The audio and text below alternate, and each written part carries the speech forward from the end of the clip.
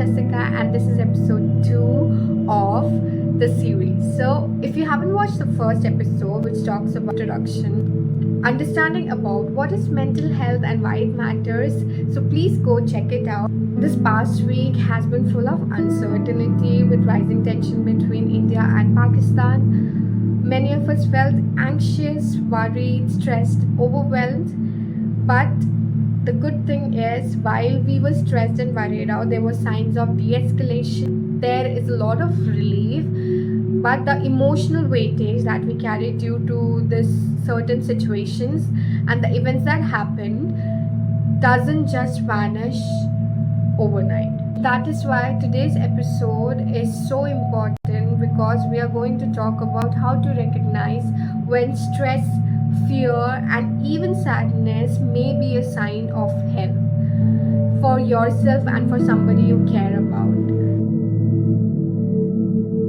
It is okay to feel low now and then, but that's a part of being human. But what happens when these feelings don't go away?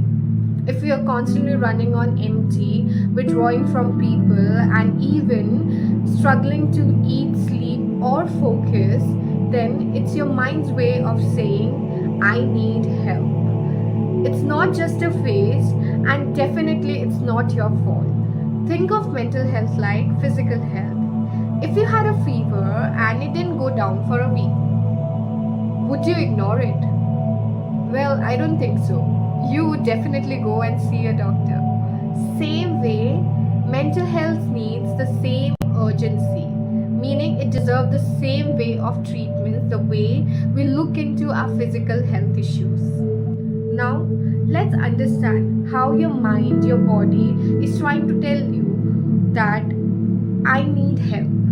So, for example, signs such as feeling down, hopelessness, and tearful most of the days, losing interest in doing things that you used to love and used to care about, big changes in your behavior such as appetite or sleep, constant fatigue even after taking rest, feeling on edge or overwhelmed, trouble focusing on things and or making simple decisions can be the signs to see whether you are struggling with your mental health or not.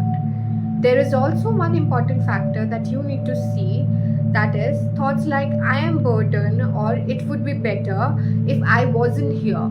These certain thoughts, if they occur to you or to somebody when you're talking to, please make sure that you seek help or you bring them the support or the services that they need at this crucial time. Having just one or two symptoms doesn't mean that you're mentally ill, but they are definitely red flags.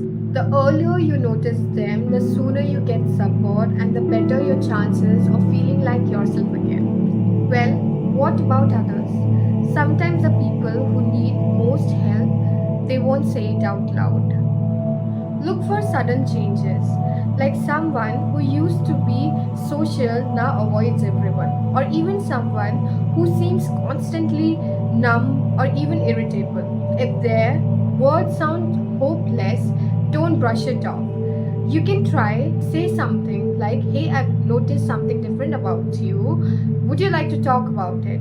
You don't need to solve their problem. Just showing up is important and powerful.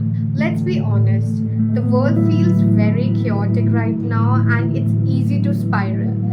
Here are 3 things that I usually do in the middle of the chaos, and it is actually helpful for you as well. First, news updates.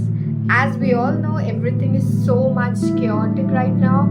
Every now and then we go to check in news updates. So make sure you have specific resources that are reliable and take breaks from news updates. Secondly, use the 5 4 3 2 1 method that I use majority of the time to calm myself. And definitely, it's a proven anxiety grounded technique. 5 things you can see, 4 things you can touch, 3 things you can hear, 2 things you can smell, and 1 thing you can taste.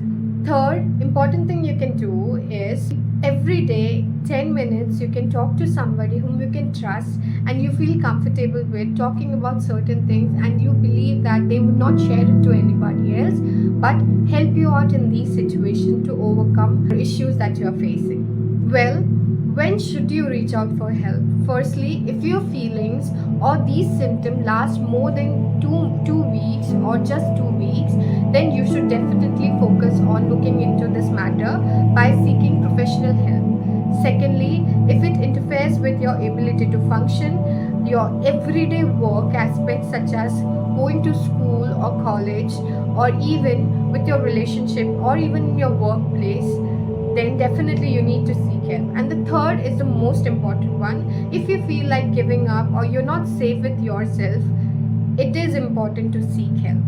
What can you do to seek help? Well, start with small steps. Talk to someone you trust, like I said earlier. If you don't have anybody, then there are many helplines available throughout India, and even internationally there are available, such as apps as well. Reaching out to like iCall, that is a mental health helpline initiative taken by TIS, that is Tata Institute of Social Sciences. I will share you the number below and even on the screen as well.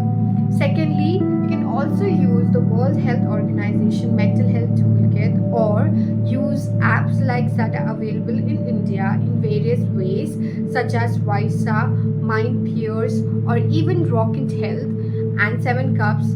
These apps are anonymous and even are very much affordable to everyone that needs help. You don't need a formal diagnosis to get help, and you definitely don't need to hit the rock bottom to get help. You are allowed to seek help at any time simply because you need to feel better. As someone who has worked in this field, I've seen how brave it is to ask for help whenever it is needed, and whether you are struggling quietly or even you are holding on to the weightage of someone else, make sure you matter and you deserve care in these situations. This week, I invite you to check in with yourself and with someone else. Learn these signs and share this video if it helps even one person feel seen. Don't forget to like, subscribe, and share your thoughts in the comment below. Until then, stay safe, stay kind. You are doing better than you think.